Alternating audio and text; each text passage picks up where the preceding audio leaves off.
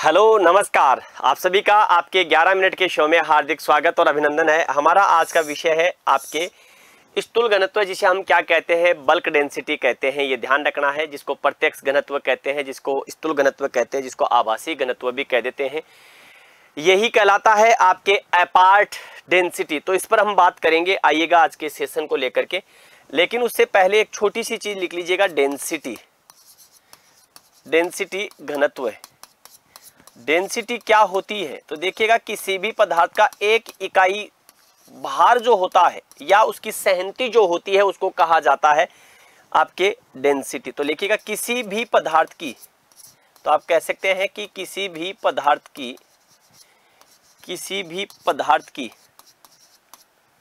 एक इकाई भार को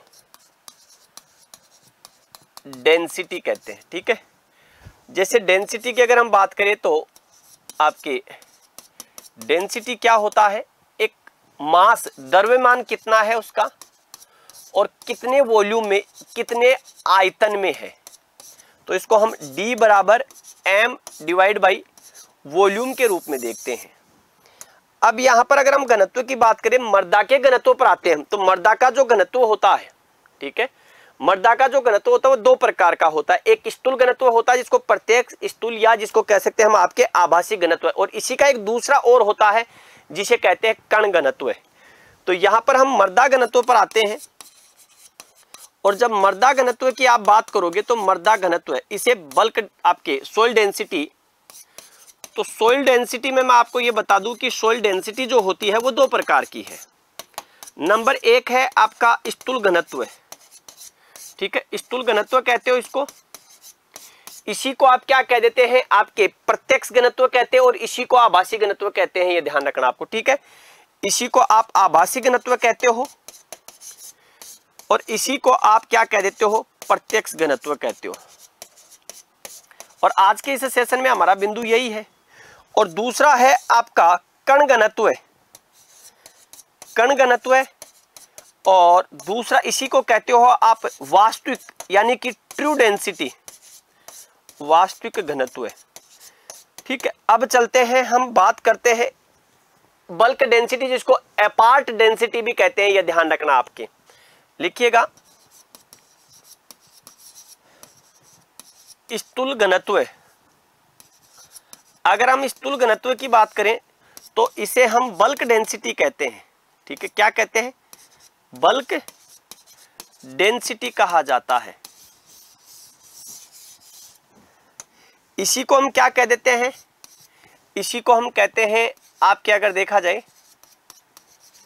तो आभासी घनत्व भी कहते हैं, इसको आभासी घनत्व भी कहा जाता है। आभासी घनत्व के साथ साथ इसे ही क्या कहते हो, आपको ये ध्यान है, प्रत्यक्ष घनत्व। इसी को आप प्रत्यक्ष घनत्व कहते हैं। अब यहां पर ये आखिरकार है क्या परिभाषा? तो किसी भी मर्दा की अगर हम बात करें तो ध्यान रखना, शुष्क मर्दा के एक इकाई आयतन का जो भार होगा वही क्या कहलाता है, स्थूल घनत्व है। तो ध्यान रखना, किसी शुष्क मर्दा के, लिख लीजिएगा, किसी शुष्क मर्दा के एक इकाई आयतन का भार क्या कहलाता है बेटा, स्थूल घनत्व कहलाता है। इसे कहते हैं बल्क डेंसिटी कहते हैं। अब यहां अगर हम देखें तो इसको प्रेजेंट किस रूप में, एक सिंबल के रूप में, किस रूप में दर्शाया जाता है। तो ध्यान रखना, स्थूल घनत्व को, ठीक है, स्थूल घनत्व को हम यहां पर बीडी तो हम इसको क्या कर देते हैं, शॉर्ट में लिख देते हैं। ये ध्यान रखना आपको, ठीक है। स्थूल घनत्व को याद रखिएगा, पीबी से दर्शाते हैं, पीबी से दर्शाते हैं। ये ध्यान रखना आपको, दर्शाते हैं। अब यहां पर बल्क डेंसिटी को मापने की इकाई क्या है, तो ये भी ध्यान रखना आपके, इकाई। तो इसकी इकाई क्या क्या है आपके पास, तो देखिएगा, पहला ग्राम घन सेंटीमीटर, क्यूबिक सेंटीमीटर बोलते हैं, तो हिंदी में हम लिखते हैं इसको ग्राम घन सेंटीमीटर भी लिख देते हैं। इसी में अगर आप देखोगे, अगर मान लीजिएगा यह वॉल्यूम सेंटीमीटर में नहीं होकर के मीटर में होगी तो ध्यान रखना आपके mg यानी कि मिलीग्राम घन मीटर के रूप में, और अगर यही यूनिट आपके किस में, फिट में, तो पौंड घन फिट होती है, ये ध्यान रखना आपको। ठीक है, कौन सी होती है? पौंड घन फिट में भी दिखाई देगी, ये ध्यान रखना आपको। तो पौंड घन फिट भी क्या है? इसी की आपके यूनिट होती है, ये ध्यान रखना है आपको। ठीक है, जिसको हम IB घन फिट भी लिखते हैं। अब यहां अगर हम देखें तो आपसे पूछी जाए मर्दाओं की बल्क डेंसिटी की रेंज होती है, तो ध्यान रखना मर्दाओं के बल्क डेंसिटी की जो रेंज होती है, तो ध्यान रखना मर्दाओं की BD जो होती है बल्क डेंसिटी, वो 1.02 से लेकर के 1.8 तक होती है।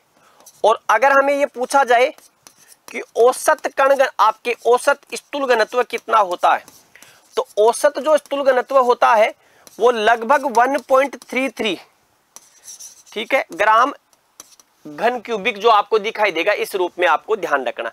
अब अगर हम यहां पर बात कर लें इसमें, ठीक है, तो एक लाइन लिख लेना, मर्दाओं का स्थूल घनत्व है, मर्दाओं का स्थूल घनत्व हमेशा जो कण घनत्व होता है, कण घनत्व से कम होता है, ये ध्यान रखना आपको। ठीक है, जो बल्क डेंसिटी है वो ट्रू डेंसिटी से क्या होती है? कम। अब इसका एक फॉर्मूला होता है कि फॉर्मूला क्या है, तो फॉर्मूला देख लीजिएगा आपके स्थूल घनत्व का। तो यहां पर हम अगर कहें कि जैसे बल्क डेंसिटी, तो बल्क डेंसिटी की जब बात करोगे तो बल्क डेंसिटी का जो फॉर्मूला होता है, वेट ऑफ ड्राई सोइल, आपके शुष्क मृदा का क्या भार है, शुष्क मृदा का भार कितना है, डिवाइड बाई वॉल्यूम देखनी पड़ेगी आपके, कि यहां पर वॉल्यूम देखनी पड़ेगी कि आपके वॉल्यूम क्या है इसके फॉर्मूले में। तो मृदा का आयतन कितना है, ये ध्यान रखना, मृदा का आयतन, ये ध्यान रखना आपको। ठीक है, अब यहां पर कुछ मृदाओं की बल्क डेंसिटी आपको ध्यान रखनी है। तो मैं आपको बता दूं कि इसकी बल्क डेंसिटी जब आप देखेंगे तो बल्क डेंसिटी, कुछ मृदाओं की बल्क डेंसिटी, तो बल्क डेंसिटी ध्यान रखना सैंड की जो होती है ना वो ज्यादा होगी, सैंड की बल्क डेंसिटी 1.6 के आसपास होगी, ये ध्यान रखना आपको। ठीक है, इसकी बल्क डेंसिटी। सैंड के बाद देखिएगा मैं आपसे ये कहूं कि क्ले, तो क्ले की क्या होती है, इससे कम होगी, ये ध्यान रखना है आपको। क्ले की 1.1 के आसपास होती है। ठीक है, क्ले। आपसे अगर लोमी सोइल की पूछ ले कि लोम की कितनी होगी, तो लोम जो सोइल होती है इसके लगभग दोनों के बीच में होती है, 1.4 के आसपास होगी, 1.4 ग्राम घन क्यूबिक, ये ध्यान रखना। 3 मृदाओं की आपको विशिष्ट रूप से याद रखनी है। और क्रम अगर पूछ ले, जैसे कुछ ये कहेंगे कि साहब सिल्ट की कितनी होती है, सिल्ट लोम की होती है 1.33 के आसपास। ठीक है, सिल्टी लोम, तो सिल्टी लोम की होती है 1.3 के आसपास। ठीक है, इसका ध्यान रखना। अब आपसे अगर बल्क डेंसिटी का क्रम पूछ ले तो सैंड की सबसे ज्यादा है, सिल्ट की फिर कम है, और फिर क्ले की सबसे कम होगी। ठीक है, ये ध्यान रखना आपको। अब यहां पर इसको प्रभावित करने वाले कारक, यहां देखो अगर हम बात करें तो यहां पर एक और चीज ध्यान रखना, कुछ बल्क डेंसिटी में अगर हम बात करें, आपसे ये पूछ लिया जाए कि सामान्य मृदा, ठीक है, सामान्य जो मृदा है, इस सामान्य मृदा की बल्क डेंसिटी कितनी होगी, तो सामान्य मृदा की जो बल्क डेंसिटी होती है वो लगभग, ये एक रेंज आ गई इसमें कि सामान्य मृदाएं जो होंगी आपके इसी रेंज में होगी। कार्बनिक जो पीट सोइल होती है उसकी, तो ध्यान रखना कार्बनिक पदार्थों की बल्क डेंसिटी कम होती है। तो यहां पर कार्बनिक जब पीट मृदा की बात करोगे तो कार्बनिक पीट मृदा, ठीक है, कार्बनिक पीट मृदा की जब बात करते हैं तो 0.50 ये ध्यान रखना है आपको। ठीक है, इसकी होती है mg घन मीटर में दर्शाया हुआ मिलेगा आपको, ये ध्यान रखना। इसके बाद में क्ले मृदा, अब क्ले मृदा की वॉल्यूम चेंज हो गई है, ठीक है, तो वो ये भी कितनी 1.10 के आसपास। अब इसे mg में लिखा गया है, ये भी ध्यान रखना यूनिट लेकिन है उतनी ही। और एक अच्छी मृदा की कितनी होगी, अगर आपसे पूछी जाए आदर्श मृदा, तो आदर्श मृदा या आइडल सोइल की जो होती है वो 1.33 होती है, ये ध्यान रखना आप। इसे चाहे mg के रूप में लिखो या ग्राम घन सेंटीमीटर में लिखो। अब इंपॉर्टेंट कारक है, प्रभावित करने वाले कारक, तो ध्यान रखना स्थूल घनत्व को प्रभावित करने वाले कारक, तो स्थूल घनत्व को प्रभावित करने वाले कारक, ये कारक कौन कौन से हैं जो प्रभावित करेंगे।